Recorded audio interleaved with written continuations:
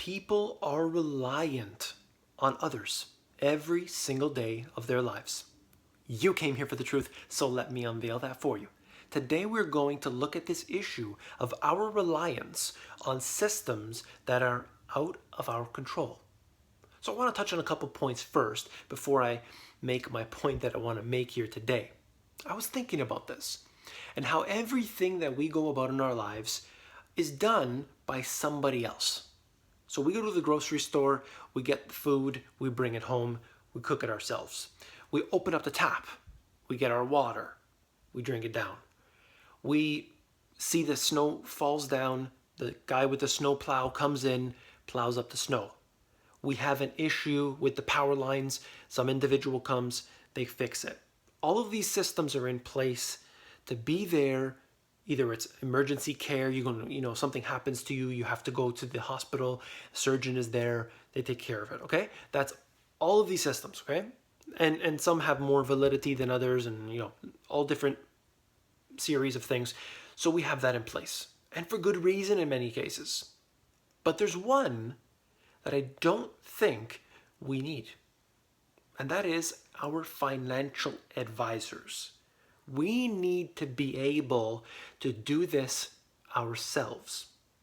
So if we take a look back in the pages of history, you will note that the average individual would grow their own food. That was very common. You would have a big backyard, or you would have some land somewhere, and you would be able to do that. Community gardens were much more popular many, many years ago, and you had a lot of people that were working in agriculture. Today, the statistics that I've seen, I quoted in my first book, the actual stat was probably from about 10 years ago, and that was saying 2% of people worked in agriculture. Now, I don't know how many people are growing in their backyards and things. However, we know that today, generally, people will either go to the restaurants or they'll get prepared processed foods, or they are buying it at the grocery store, bringing it home and cooking it. So the average person doesn't really grow food. However, that's a problem because we have this issue of the food supply being disrupted for any reason. I mean, you see all these outbreaks that exist and you can't eat certain pieces of produce. The same thing could happen for the general food supply, and we know that is something that could be troubling individuals at any point, right? Okay, so that's what I'm trying to get to, okay? Looking at financial advisors, I have a really big issue with this because this is so easy for people to take care on their own. You don't have to have a big piece of land to grow your food in. For your water supply, you don't have to have huge, gallons that would be able to grab all this water and things. No, that's not how it works.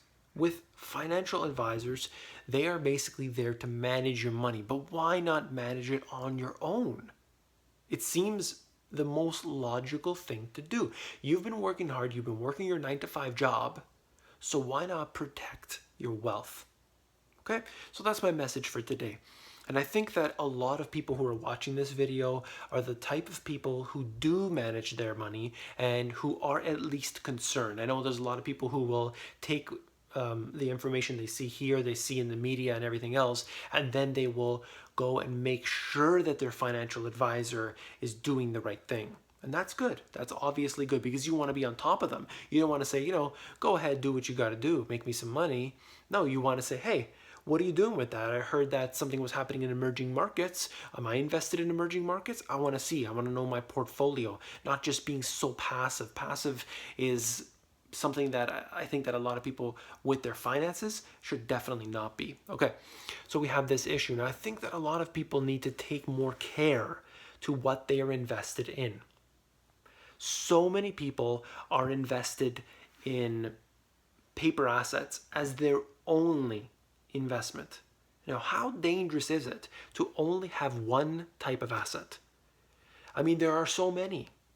You have precious metals, you have paper assets, you have real precious metals that you can have. You can have businesses that is often overlooked.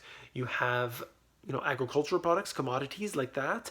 There are different types of food commodities, but it's separate how you want to look at that. Do you want industrial metals? Do you want precious metals? Things like this, okay? And so on. You have different types of investments that you could be making, but yet most people only invest in paper, and that's such a big mistake. They are really, really losing out on diversification. I've been told many times before, and this is coming from people in the financial industry, that they are well diversified.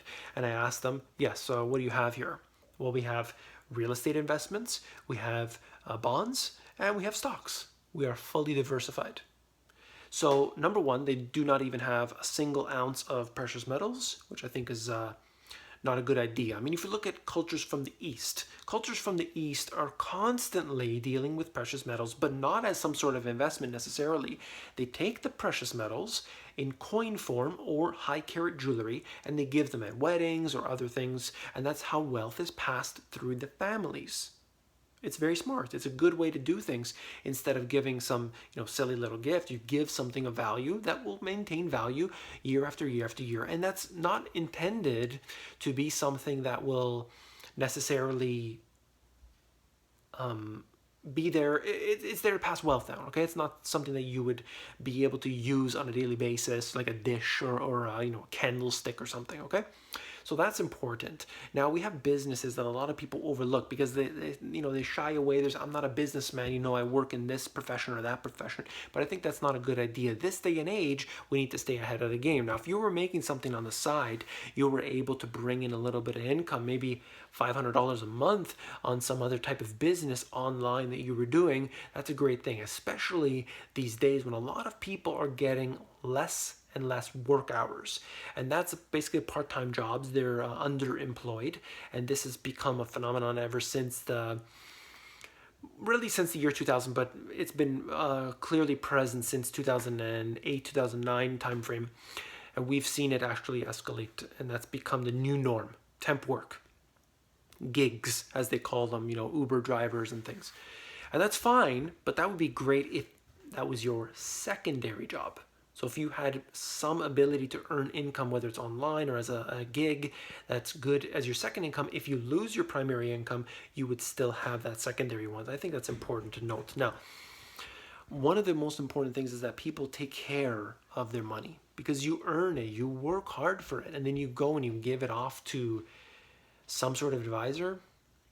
I just don't see the logic in that. We need to be constantly, every day, keeping an eye on the markets, keeping an eye on all of these different types of investments so that we can be able to maintain our wealth. We want to maintain it throughout the difficult years as well as the positive years. I'd rather have a much more stable and steady rise than to have these ups and downs and drops and, heavy rises up and everything.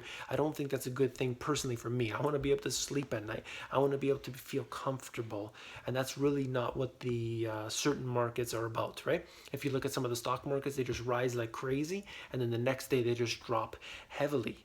I'd rather just have a nice slow and steady rise. Hey, if the stock market wasn't interfered by the central banks and everything else, and it was just a slow and steady rise and everything was going great, every single year it just rose by even 3%, it would be a great investment.